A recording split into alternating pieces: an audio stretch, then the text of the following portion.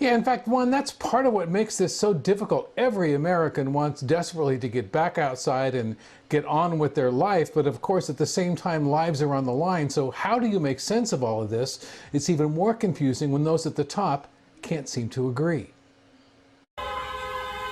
A nation divided,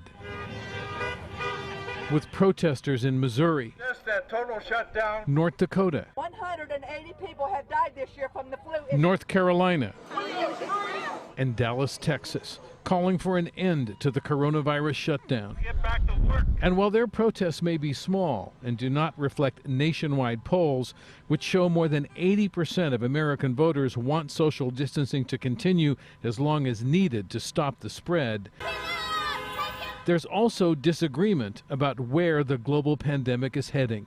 Today, the director of the Centers for Disease Control, Dr. Robert Redfield, told the Washington Post there's a possibility that the assault of the virus on our nation next winter will actually be even more difficult than the one we just went through. He went on to say, we're going to have the flu epidemic and the coronavirus epidemic at the same time.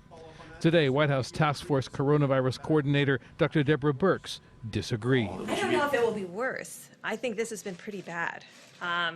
When you see what has happened in New York, that was very bad. I believe that we'll have early warning signals, both from our surveillance that we've been talking about on the vulnerable populations. We're going to continue that surveillance from now all the way through the fall. There also appears to be mixed messages about some states' decision to begin relaxing restrictions while their coronavirus cases continue to climb.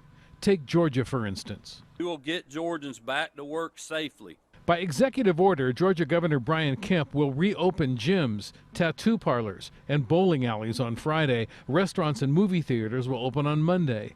In a state where more than 800 new cases were confirmed yesterday alone. It's like telling your quarterback, we don't have a helmet for you, we don't have pads, but get out there on the field and just try not to get sacked. Hairdressers, tattoo parlors, you're less than 6 feet apart in all of those interactions. Many of these things actually are completely counter to some of the measures of mitigation that we've really been trying to deploy. Monday is just too soon. It's just too soon. This restaurant owner in Atlanta says he's not opening his doors, even if the governor says he can. We only need a couple more weeks, in my opinion. Elsie Brotherton could reopen her 3 yoga studios in Atlanta this Friday, but she won't either. If there's no testing and we just kind of reopen everything, it seems like there's a 100% chance that we're going to have another spike in cases, right? And then we'll have to close again. Lindsay Nash is a Georgia hair salon owner who doesn't want to open, but she says she has to. I don't want to pass it to anybody else, yet I'm a single mom. I have to pay my bills. It's clear from this view of the beach in Jacksonville, Florida, which also just reopened, that people are trying to keep their distance, if only by just 6 feet. But is that far enough? And has the nation gone far enough to protect lives and the American way of life?